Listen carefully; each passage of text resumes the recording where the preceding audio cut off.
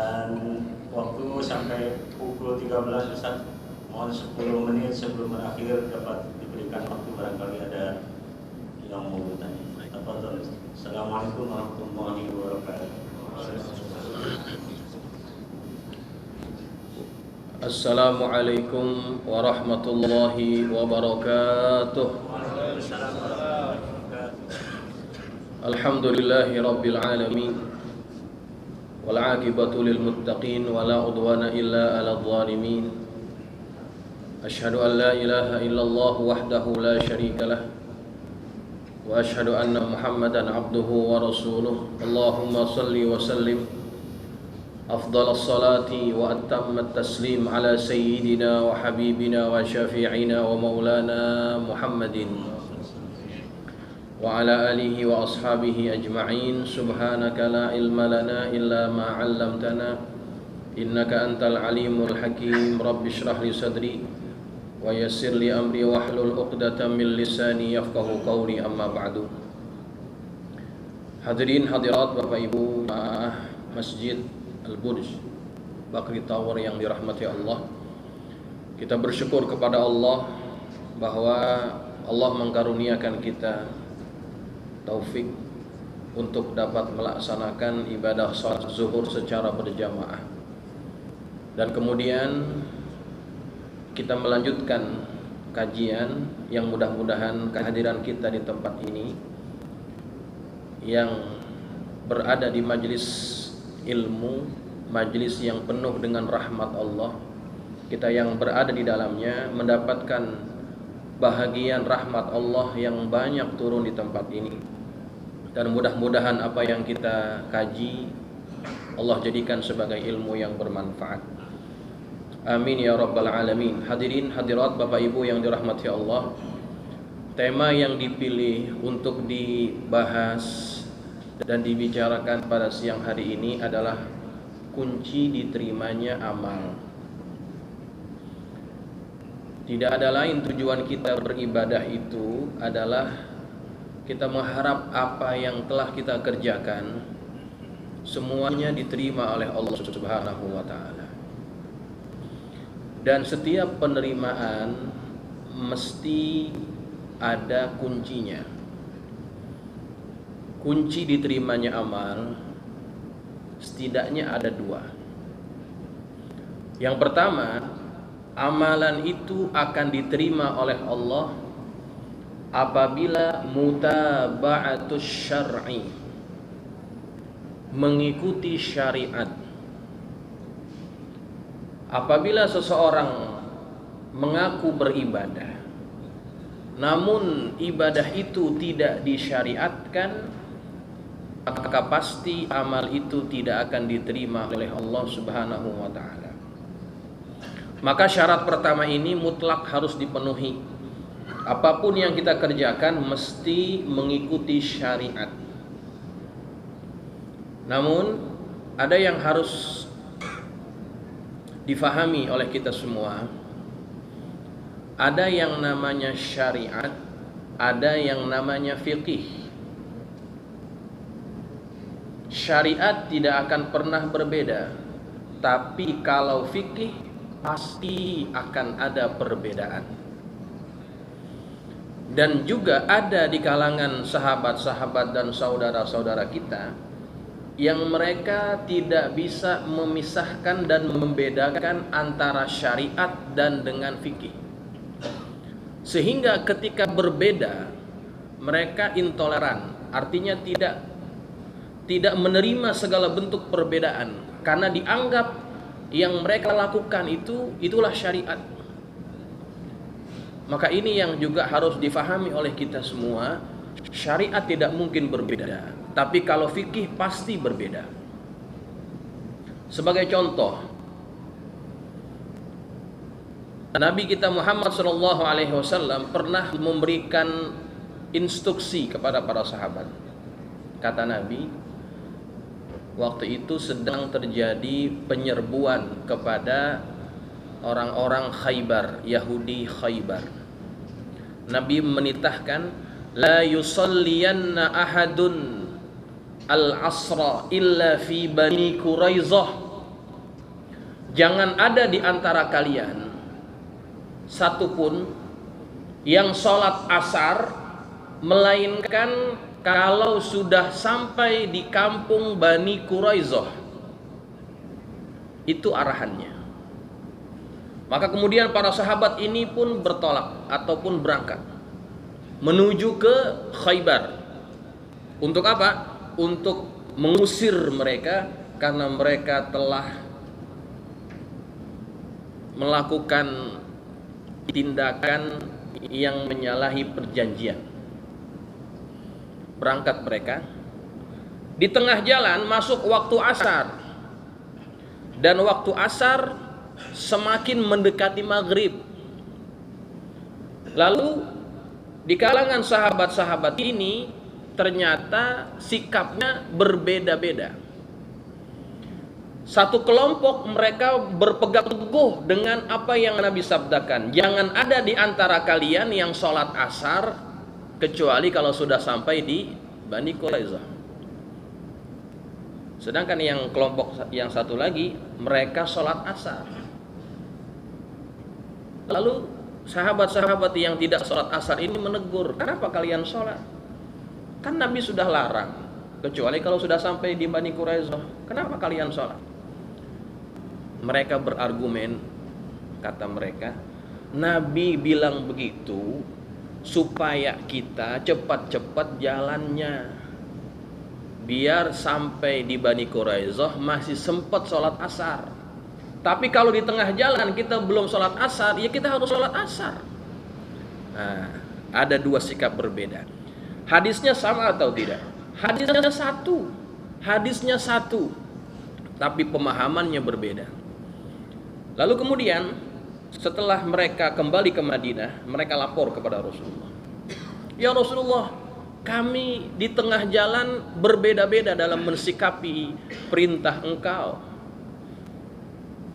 Ada di antara kami yang tidak sholat asar karena kami belum sampai di Quraizoh, karena begitu yang engkau arahkan. Tapi ada yang sholat ya Rasulullah. Seolah-olah kan ini bertentangan ya, bertentangan dengan zohir hadisnya. Dipanggil sahabat-sahabat yang sholat, ditanya apa alasannya. Alasannya seperti yang tadi. Ya Rasulullah, kami memahami perintah engkau supaya kami itu cepat-cepat jalan ke Bani Quraizoh. Kalaupun belum sempat sampai di Bani Quraizoh sedangkan asar sudah mau habis, ya kita harus sholat. Itu yang kami faham, karena memang tidak ada uzur untuk meninggalkan sholat. Dari dua sikap yang berbeda itu, yang mana yang dibenarkan, yang mana disalahkan? Ternyata Nabi tidak mensalahkan salah satunya. Kenapa? Karena masing-masing berijtihad. Perbedaan itu, itulah yang disebut dengan fikih. Maka fikih pasti berbeda. Memaksakan kehendak, memaksakan pendapat pada area fikih itu adalah pemaksaan yang salah tempat.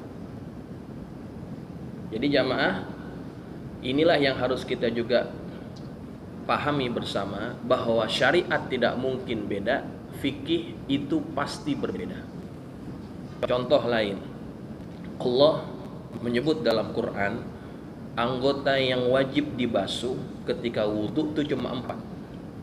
Idza kuntum ila sholati faghsilu wujuhakum wa aydiyakum ilal marafiq wamsahu bi ru'usikum wa arjulakum ilal ka'bain. 4 saja. Ada bahagian daripada ayat itu yang menjadi sumber perdebatan. Wamsahu bi ru'usikum, dan usaplah kepala kamu. Usaplah kepala kamu. Yang menjadi sumber perdebatan apanya? Yang menjadi sumber perdebatan adalah ada huruf ba-nya itu. Wamsahu biru usikum. Ba itu fungsinya banyak dalam bahasa Arab. Bahkan ada orang buat tesis, buat disertasi di Al-Azhar cuma membahas huruf ba. Bayangkan, bahas huruf ba jadi tesis. Jadi bapak-bapak kalau mau buat tesis, banyak tuh modalnya. Itu baru ba, belum tak, belum sa, belum jim. Bahasa Arab sangat kaya. Jadi dari huruf ba ini menjadi sumber perdebatan. Kata Imam Malik, ba itu maksudnya adalah lil ilsaq, semua anggota kepala kita itu wajib dibasuh, wajib diusap, disapu ya.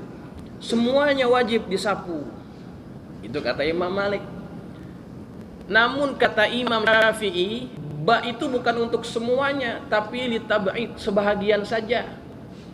Kita usap sedikit kepala kita, ya, kepala kita itu sudah dianggap sah. Coba. Ayatnya satu, tapi kemudian pemahamannya jadi berbeda-beda. Kalau Imam Abu Hanifah mengatakan minimal setelapak tangan. Kalau kita ingin dianggap sah mengusap kepala kita.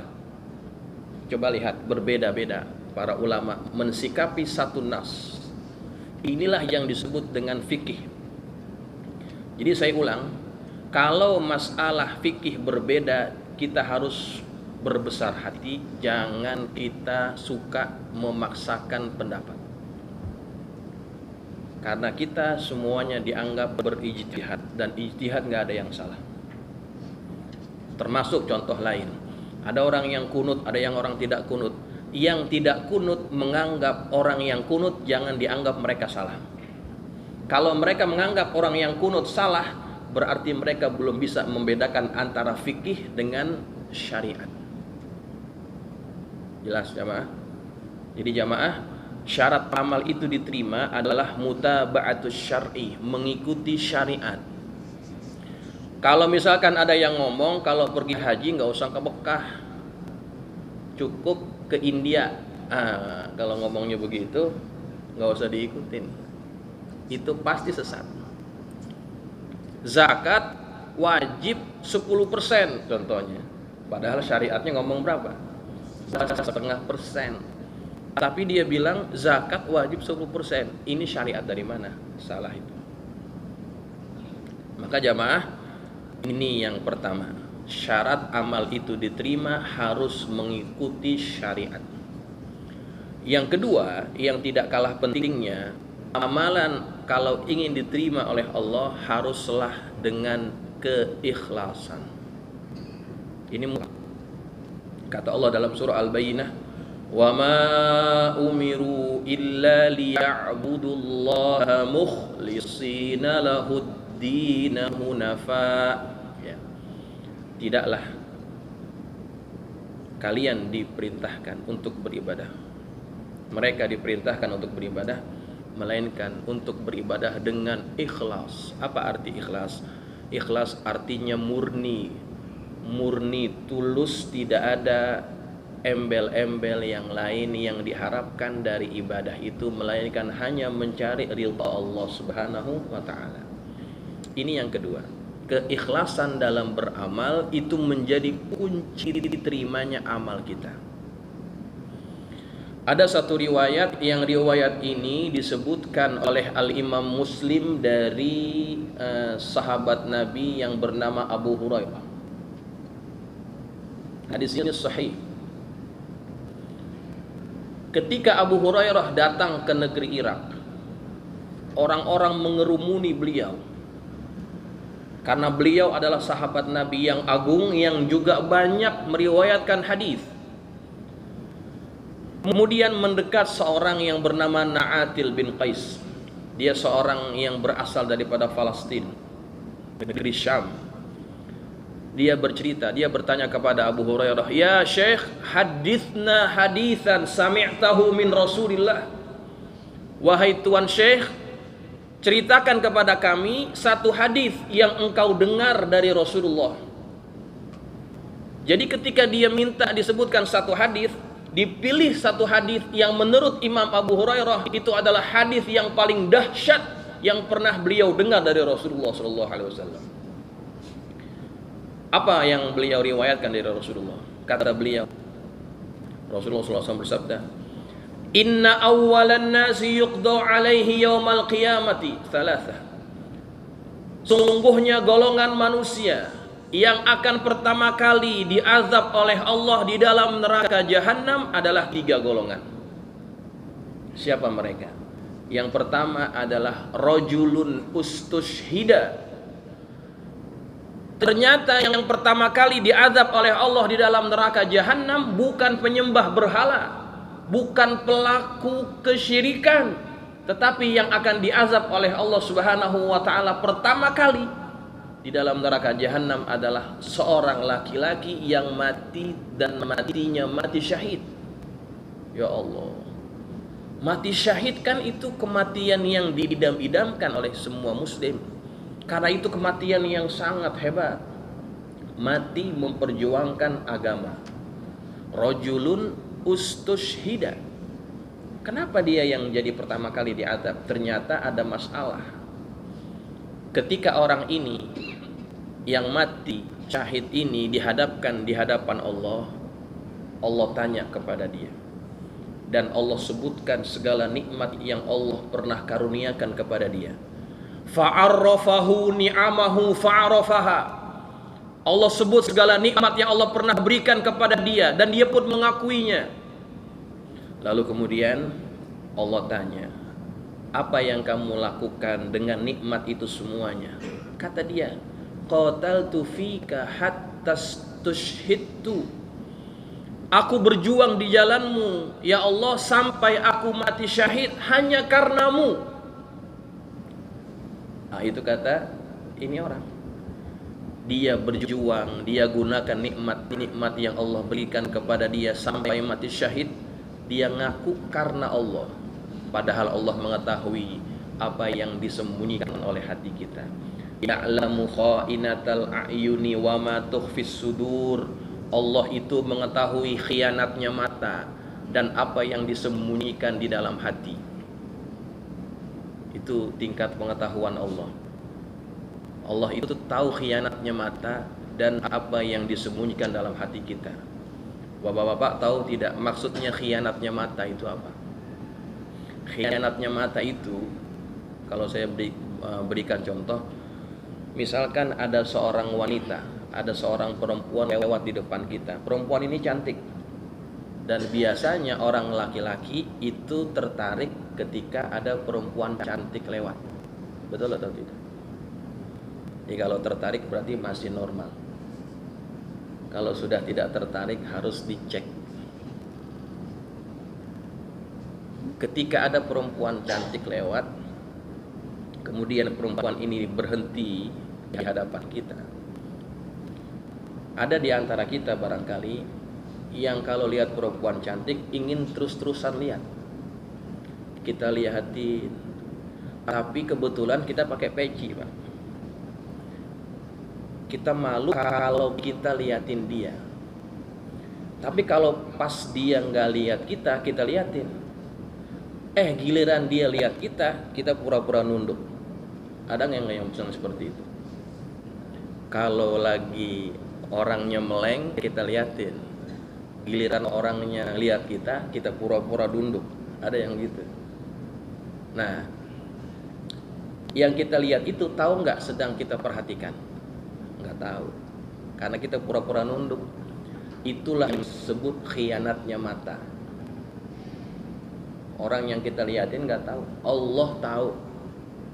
Allah bahkan lebih tahu apa yang ada, yang tersembunyi dalam hati kita. Tuh. Maka ketika orang ini mengaku, aku berjuang di jalanmu hanya karenamu ya Allah, Allah kata apa? Kadzabta, kamu bohong, kamu dusta. Kamu berjuang sampai kamu mati syahid itu karena kamu ini disebut sebagai seorang yang pemberani. Faqad qila, dan kamu sudah mendapatkan pujian itu. Orang-orang sudah puji kamu sebagai orang yang pemberani. Ternyata Allah bisa mendeteksi niat yang tidak ikhlas di dalam ibadah seorang hamba. Maka apa yang terjadi pada orang ini? Matinya mati syahid. Tuh luar biasa. Tapi kemudian apa yang terjadi kepada dia? Allah kemudian memanggil malaikat. Fasuhiba ala wajhihi hatta ulqiya finnar. Allah perintahkan malaikat untuk menarik orang ini. Fasuhiba ala wajhihi, ditarik wajahnya Yang ditarik bukan tangannya, yang ditarik bukan kakinya, tetapi yang ditarik adalah wajahnya. Kenapa? Wajah ini adalah lambang kehormatan. Pada hari itu tidak ada kehormatan bagi orang yang tidak ikhlas dalam beramal. Hatta ulqiya finnar, sampai dia diloloskan masuk ke dalam neraka jahanam. Na'udzubillah wal iyazubillah. Tuh, ini amalan bukan amalan yang biasa-biasa, bukan yang kaleng-kaleng. Ini amalan luar biasa, ini mati syahid. Cuman lantaran dia nggak menjaga keikhlasannya dalam beramal, begitu akhirnya. Na'udzubillah. Kemudian yang kedua, siapa mereka? Apakah pezina? Apakah penyembah berhala? Ternyata bukan juga. Kata Nabi, ini hadis-hadis sahih, nggak perlu kita ragukan. Kata Nabi, rajulun ta'allamal ilma wa 'allamahu wa qara'al Qur'an. Seorang yang belajar ilmu agama, kemudian setelah dia sudah jadi alim, dia mengajarkan ilmu itu, dan dia juga membaca Al-Qur'an. Disebut dengan pertanyaan yang sama, kemudian dia berkata, aku gunakan nikmat itu ya Allah untuk aku belajar ilmu agama sampai aku bisa mengajar dan aku baca Quran hanya karenamu, kata dia. Allah Maha tahu apa yang ada dalam hati kita. Kamu bohong, kadzabta, kamu dusta. Kamu belajar sampai kamu jadi orang alim karena kamu ingin disebut sebagai orang alim, orang yang pandai ilmu agama. Kamu baca Quran, dienak-enakin suaranya, dibagus-baguskan suaranya supaya engkau itu dipuji sebagai seorang qari. Faqad qila, dan engkau sudah dapatkan pujian itu dari manusia. Ini peringatan buat al-fakir juga. Ya, kita mengajar di mana-mana, ceramah di mana-mana, menyampaikan ilmu agama. Kalau niatnya bukan karena Allah, hati-hati, bukan pahala yang kita dapat, tetapi siksaan Allah yang akan kita terima. Maka orang ini yang mengaku mengajar baca Quran karena Allah, ternyata Allah bisa mendeteksi itu. Hati-hati jamaah. Nasibnya sama, fasuhiba ala wajhihi hatta ulqiya finnar, dimasukkan di dalam neraka karena lantaran keikhlasan tidak ada pada hati. Yang kedua itu. Yang ketiga, siapa mereka? Rajulun wasa'allahu alaih, seseorang yang Allah luaskan baginya wa atahu min asnafil mal, Allah karuniakan kepada dia berbagai bentuk harta. Macam-macam dia punya, rumah dia punya, uang dia punya, aset tanah dia punya, segalanya dia punya, orang kaya. Kemudian ditanyakan oleh Allah kepada dia, apa yang kamu gunakan dengan nikmat itu semuanya? Kata dia ngaku, ya Allah, tidak ada jalan yang engkau suruh untuk aku bersedekah, aku sedekah. Banyak sedekahnya, banyak infaknya. Ternyata dalam infak yang dia berikan ada niat-niat yang selain daripada Allah. Apa yang dia inginkan? Dia ingin disebut sebagai seorang yang dermawan. Faqad qila, kamu waktu memberikan sumbangan, derma, infak dan sebagainya, kamu ingin disebut seorang dermawan, dan orang sudah puji kamu. Apalagi zaman ini, setiap pemberian yang kita berikan, kita ingin semua orang tahu. Dengan status yang kita rilis di mana? Di WhatsApp, di Instagram dan sebagainya. Kita ingin orang lain lihat amalan kita. Hati-hati.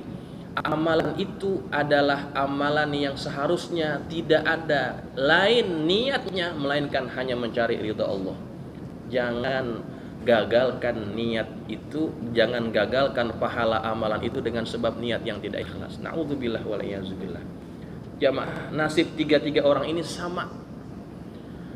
Kenapa hanya 3? Bukan berarti hanya 3. Ini adalah simbolis.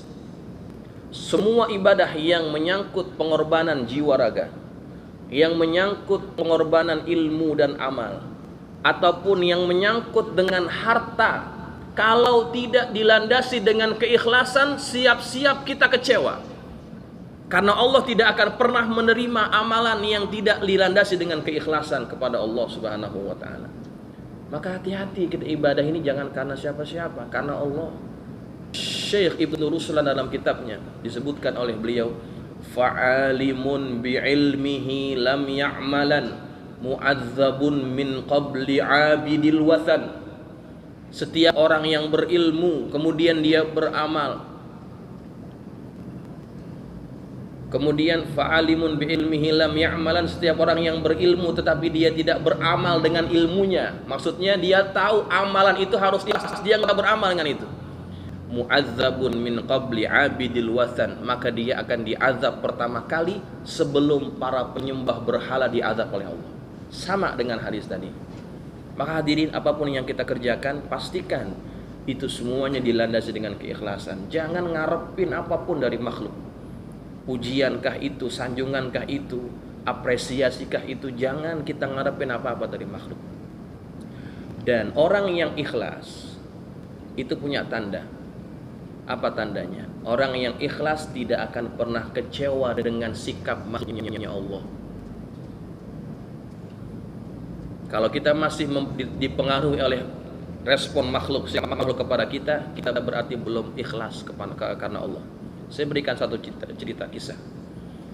Ada seorang pemuda, dia mengundang Al-Imam Ahmad ibn Hanbal untuk datang ke rumahnya.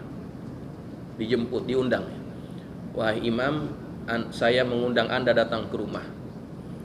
Kata Imam Ahmad, baik, saya akan datang. Maka kemudian datanglah Imam Ahmad ini, datang ke rumah ini anak muda, kebetulan tetangganya. Ketika sampai di rumah ini anak muda malah bersikap kasar. Anda mau ngapain kemari? Kan saya diundang. Enggak, silakan pulang, saya enggak perlu. Dibegitukan, Pak, padahal diundang sama ini anak muda. Akhirnya Imam Ahmad marah atau tidak? Tidak. Imam Ahmad enggak marah, dia langsung pulang aja ke rumahnya. Beberapa hari kemudian Imam Ahmad diundang lagi sama pemuda yang sama. Wahai Imam, silakan Anda datang ke rumah saya ingin mengundang Anda. Imam Ahmad ingat enggak yang kemarin? Ternyata enggak, dilupakan sama dia. Baik, saya akan datang. Datanglah Imam Ahmad ke rumah ini anak muda. Sampai di rumahnya sama sikapnya seperti yang pertama. Diusir lagi. Anda mau ngapain ke sini?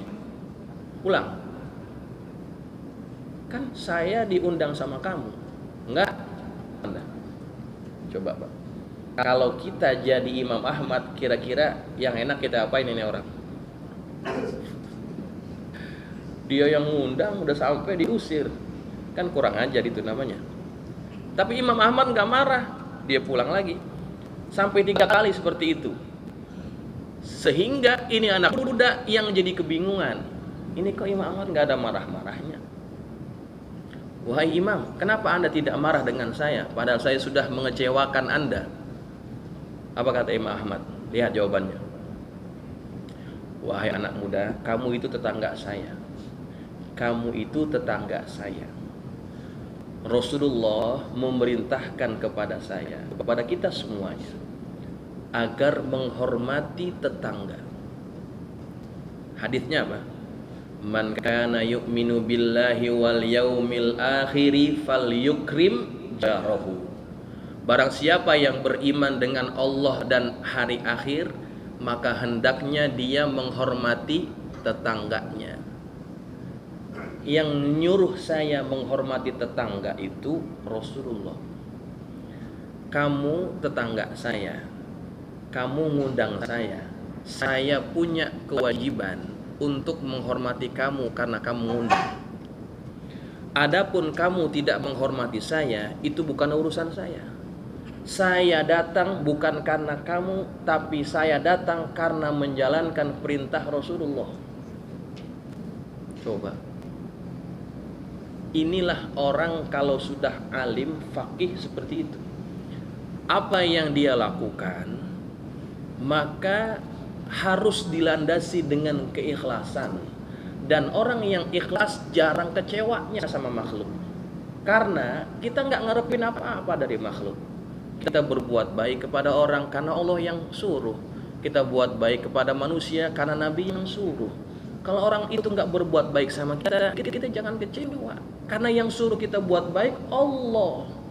Dan kita mengharap balasan dari siapa? Dari Allah, bukan dari makhluk. Itu kalau kita mau menilai sejauh mana keikhlasan kita, jamaah. Bahkan amalan yang ikhlas ini bisa membantu pelakunya mendapatkan mati husnul khotimah. Mati husnul khotimah. Saya masih di Malaysia itu ada yang cerita sama saya. Ini penutup ya, sebelum kita tutup. Jadi dia sama saya, Ustadz pernah nggak lihat orang yang meninggal kemudian dia mengucap 2 kalimat syahadat ataupun kalimat tauhid lah? Nggak pernah, Pak, saya pernah diceritakan, Ustadz, sama seorang juru rawat atau perawat yang kerja di hospital ya. Dia cerita sama saya, sekian banyak orang mati yang dia hadapi. Namanya juga rumah sakit ya, Pak. Rumah sakit kan kemungkinannya 2, kalau nggak sembuh ya mati. Sekian banyak orang mati yang saya saksikan, jarang yang bisa mengucap kalimat tauhid ketika dia mati. Tapi ada nih satu orang, Pak Ustadz. Ini orang ketika akan mati, ya ketika akan wafat, dia mengucapkan kalimat itu, la ilaha illallah. Itu kalimat mahal. Man akhiru kalamihi la ilaha illallah walal jannah. Orang yang akhir hayatnya mengucap kalimat itu pasti masuk surga. Itu luar biasa itu. Kemudian saya penasaran, saya tanya sama keluarganya, apa amalannya dia, siapa dia nih. Diceritakan oleh keluarganya, ini yang meninggal bukan siapa-siapa, bukan ustadz, bukan imam, bukan kiai, bukan siapa-siapa, bukan guru ngaji. Dia orang biasa aja. Dan amalannya menurut kami nggak ada yang istimewa, biasa-biasa. Tapi memang saudara kami ini dia punya kebiasaan. Barangkali kebiasaan inilah yang membuat dia dapat kemudahan itu. Apa kebiasaannya? Jadi saudara kami ini dia suka memberi makan orang gila. Nah, gak ada yang nyangka kan? Dia suka ngasih makan orang gila. Kalau saya tanya jamaah, ini kira-kira amalan ikhlas atau enggak? Kalau saya sih yakin ikhlas.